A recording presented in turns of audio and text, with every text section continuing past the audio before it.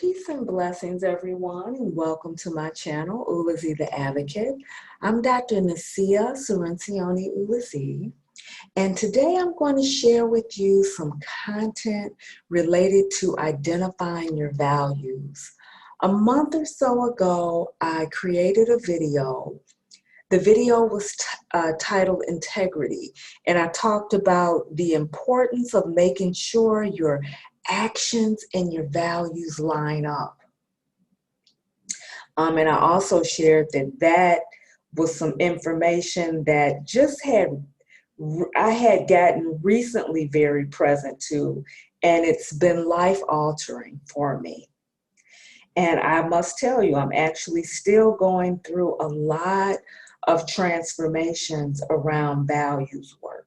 So I have just a couple more gems I want to drop today around this work. Again, I want to expand on that former video and really give you some tools to help you identify what your values are. You know, we really don't talk a lot about values in everyday life, but it's important. So let's start with what values actually are. They really are the principles that give our life meaning. They allow us to persevere through hard times, and they can also serve to inspire us.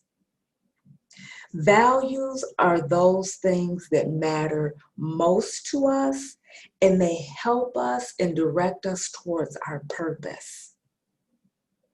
So what I want to do is just give you a couple of tools to help you get started in engaging with this work of identifying your values.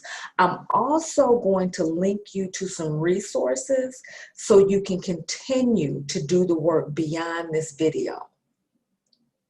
So let's get started.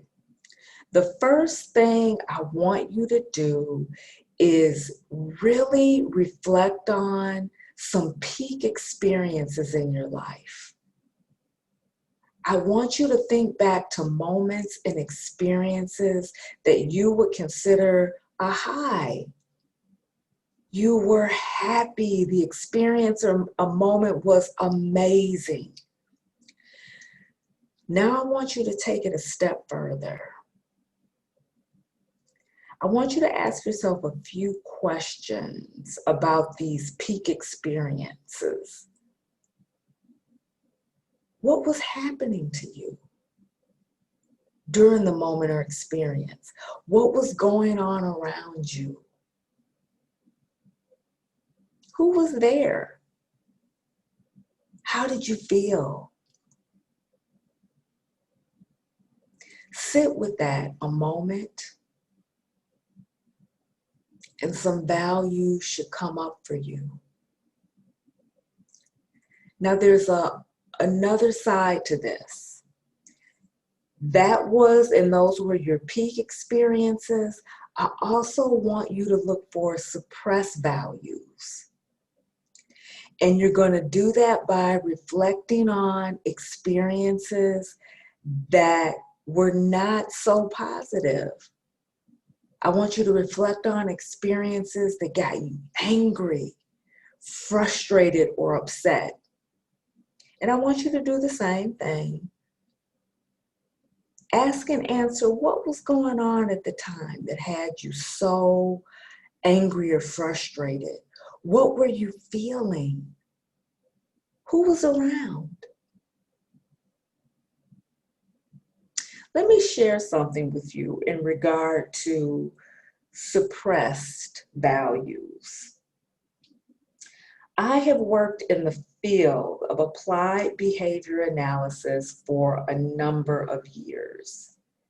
And I actually didn't become certified as a certified behavior analyst until very recently, just a couple years ago.